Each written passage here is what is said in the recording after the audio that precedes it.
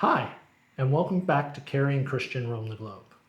Today we are coming to you from Cascais, Portugal, where we've moved from Portimão for the next week. And in today's video, we'll talk through three things. First, our transportation of how we got from Portimão to Lisbon and then to Cascais, and boy was that an adventure.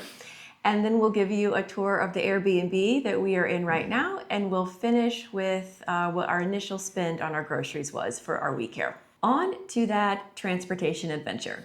We are here at the Portimão bus station. We are taking a bus to Cascais. It's about a 3-hour trip. It's one way, and we are here early. Shocker. We're here about an hour early. You do not need to come this early. However, we just wanted to make sure that we weren't late. So our bus has not arrived yet. They do have bathrooms, and they also have snacks and nice little benches to wait with the rest of your newfound friends if you get here so early. So we almost had another Machu Picchu. We were waiting for the Rede Express 92 bus, and a different branded bus pulled in. And luckily I was walking by and noticed just a little sign on the front of inside the window, because we almost missed our bus. In that video, you heard me mention a comment about the buses being branded differently. We booked our tickets with Rede Express or Rede Express, and we were expecting the bus to look like this. However, when the bus actually came in, the bus that came in looked like this. And the only reason that we realized that it was our bus was because I was walking by and I happened to see the Rede Express sign on a little placard inside the window with our bus number underneath that. So if I wasn't walking by in front of the bus, that bus would have just backed out and gone away like the, what was the train in Machu Picchu? Hiram Bingham. Like the Hiram Bingham did to us when we were in the wrong waiting area. Story for another day, but a fun one as well. But it actually was a godsend that you walked by through that. Like if you didn't, like you said, we would still be waiting, and it was kudos to you for ensuring that we actually got here. Yes. For that Rede Express, it was actually a good deal. For a 3-hour bus ride, we paid for 2 tickets. We paid €14.90 for 2 tickets for a 3-hour bus ride. So that got us from the Algarve to Lisbon. And then from Lisbon to Cascais, we simply took a Bolt, and that was €20. The picture here is a picture of the Uber Bolt pickup drop-off area. And you could definitely tell this was an old bus station that wasn't designed for a constant flow of drop-off and pickups for ride sharing. So it was a little bit of chaos getting in and out, but once we were in the car, driver drove like a bat out of hell. And we got to Cascais in about 20 minutes, 25 minutes. It was quick. And we had a nice lady at the airport who helped us too. So we called our bus station. Thank you, bus station. We called the Bolt, and it said go to station 7, and there was nothing that said 7. So Christian showed the phone to this lady, and she said, yeah, you're in the right spot. But it ended up being the bus parked, and we literally walked through a very quick door, and then it popped us out to where we waited for the Bolt. Now that you've seen our travel adventure, let's take a tour of our Airbnb. And there is no elevator here, so if you have mobility issues, this would not be a unit for you. But after the climb up 73 steps, here is our Airbnb for Cascais.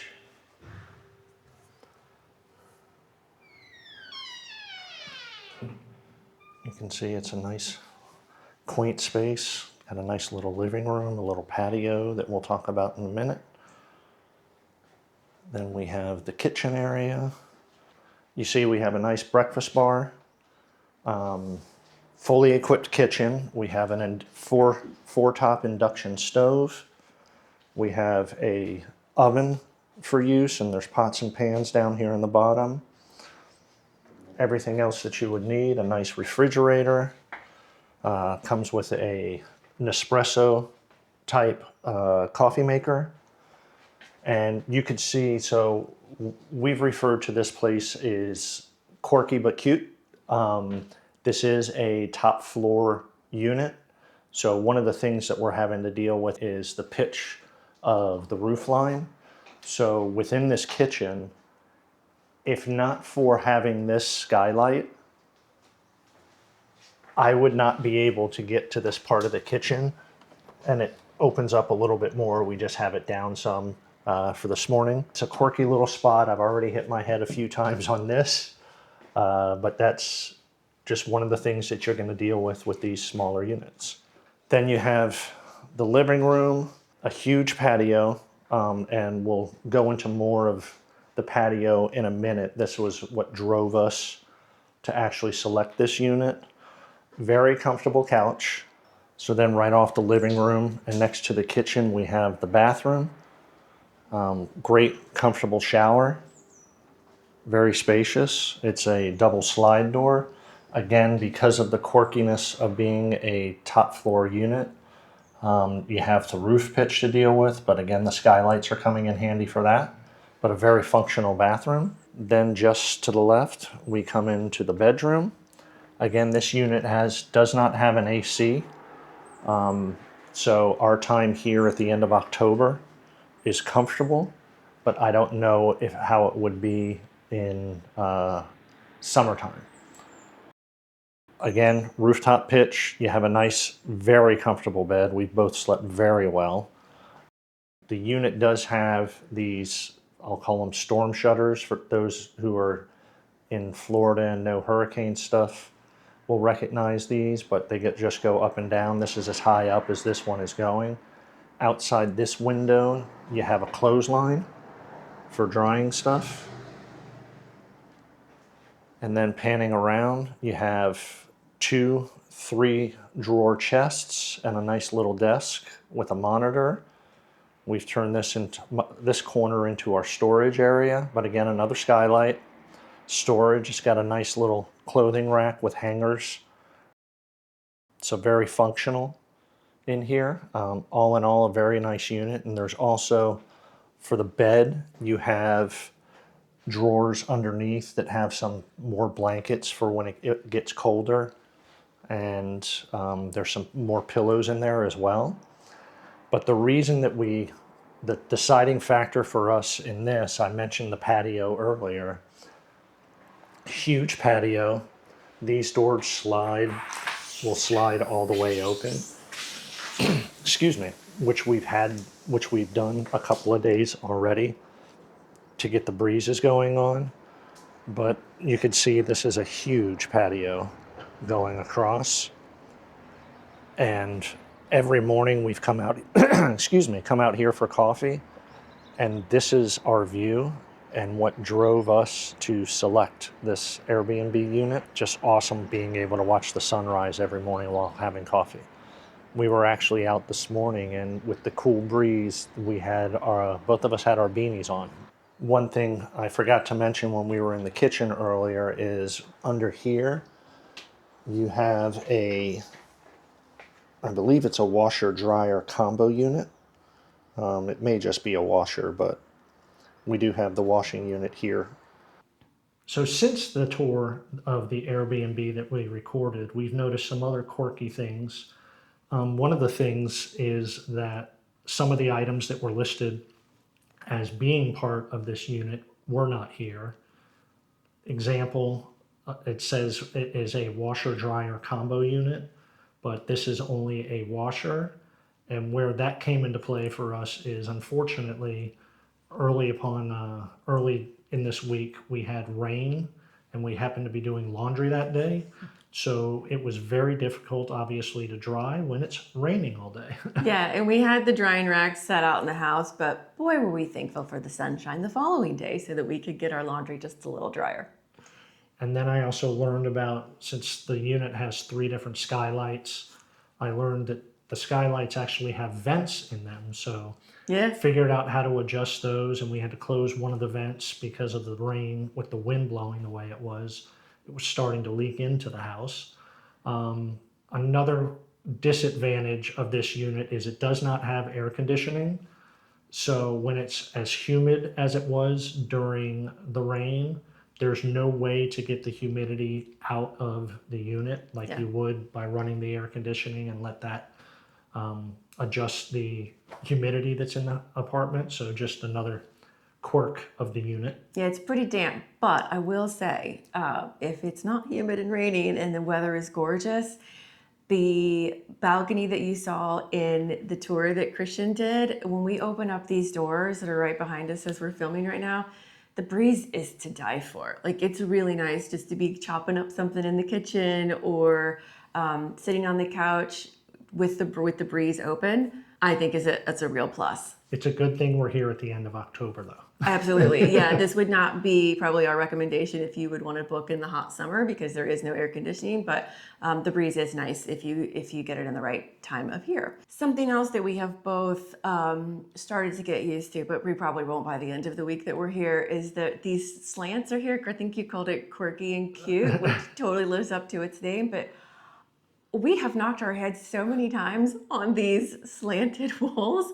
And it's kind of funny when it happens to the other person, but not when it happens to you. Yeah, I've laughed at Christian and he's laughed at me, but when we both experience, we're like, oh. Mine was more of a revenge laugh since yesterday she laughed at me when I hit my head for the 15th time. So when she did it last night over here, I was like, ah. And I think I have a blood bruise on my ear. It still hurts. It was last night. And that's our Airbnb. Yep, that's the Airbnb tour. So next up, we did a quick grocery shop. We bought more than we typically would on a initial grocery stop because we knew it was going to be raining and we would be stuck in the house for a couple of days. So it was a quick walk, maybe half a mile to half a mile Pingo to Doce. a mile to a Pingo Doce. Here's everything that we purchased. Do you remember what the cost was for that haul? Yes, 86 euros and some odd change. So we'll put that on the screen. That was a larger grocery haul, I would say, than we would do for a week. But like Christian said, we looked at the weather, we knew it was going to rain, and we knew we weren't going to be able to enjoy some of the great food that Cascais has to offer. So we planned in advance. And I'll also say, something that we learned from our month in Portimao that we've taken with us to here when we do groceries is because the kitchens may not have everything that you need, we've got sliced up chicken already, so Christian could just put that in the pan for our protein. I was in heaven, we found a box of veggies that were already peeled and I just had to chop them up. So we got a lot of prep items, if you will, in this, because I think $86 or 86 euros for one grocery haul is a little bit more expensive. We haven't bought any extra food yet, right? We've bought a couple more bottles of wine. Haven't bought food, but we have had to restock on the wine since we were reined in. But the food has lasted us for the week, and we'll actually probably have some leftovers that we can take just over the way to Lisbon when we leave. And so that is our transportation adventure, our groceries, as well as our Airbnb tour. Hopefully it was helpful. And next week, stay tuned because we're going to give you an overview of some of the activities that Cascais has to offer. And we were very lucky with the fact that Carrie used to work with somebody that actually lives here in the Cascais area. So he was able to take us out on an initial tour, showing us things that since we don't have a car here, he knew we wouldn't be able to get to it. So he was kind enough to spend the first part of Sunday with us, driving us around. So we'll include those activities as well. Thank you, Marco. You're a very good friend for doing that. We totally appreciate it. And so we'll share that with you as well as give you a sneak peek of another video that we'll have when we did our day trip to Sintra. Until next time.